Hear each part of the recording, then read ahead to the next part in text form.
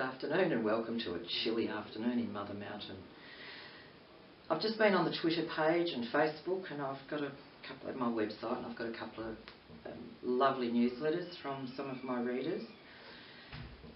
The first one is from Claire, and she's just been on my Twitter page. She's asking, well, she's saying she'd like to know more about learn how your mind speaks to your body through you. And could I explain this a little further?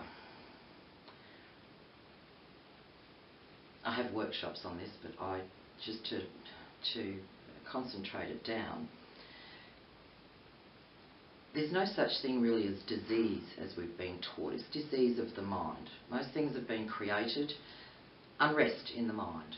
And when that happens, we actually have a self-healing mechanism we haven't actually triggered yet, but when it's triggered, we are able to heal the cellular molecular system of the body.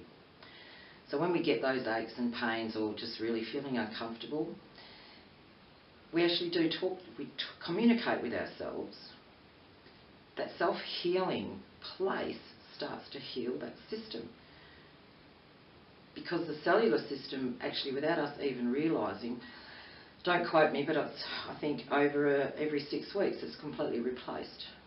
That's without us actually thinking about it. It's a natural thing that happens in our bodies, which of course stems from the mind. So when we ask the mind to actually, yes, repair something there or lead us to the unrest, it does so, because the mind works better when it's completely relaxed and calm. The human mind isn't actually designed to stress. So when you learn more about how to do that, which in one of my workshops, which I'll let you all know about, we start to learn that it's dis-ease of the mind, not disease. And we lead a healthier, happier life that way. So thank you, Claire, for that question.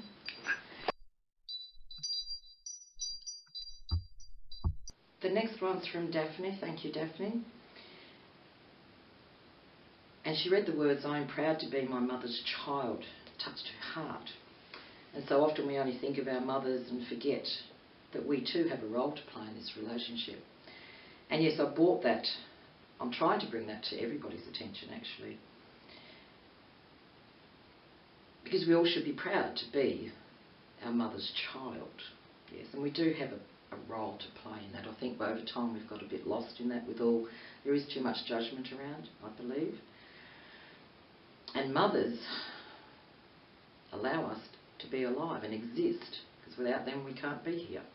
So I think we do really need to give that some thought, some deeper thought. And if there is any tension or dissension in the mother-daughter relationship, please heal it.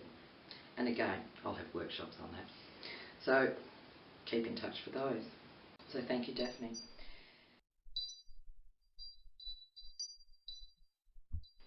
The next one is from Megan, and she's enjoying the affirmations posted on my Facebook page.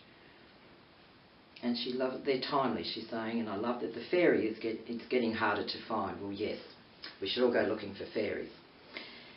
And affirmations also are absolutely the best way to reprogram the mind. We've learnt a lot of negatives again over time, and I think we owe it to ourselves actually to lead a more positive life. Negative stuff hurts us, and we openly say it hurts us.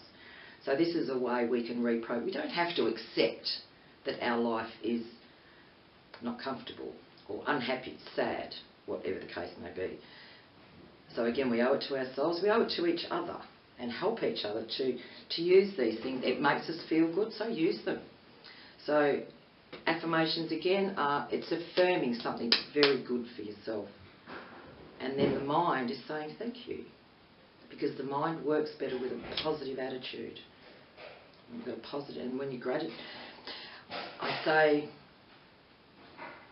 have an attitude of gratitude, and life gets much easier. So with affirmations, you can learn that a lot easier, and your life does actually open up and gets a lot smoother.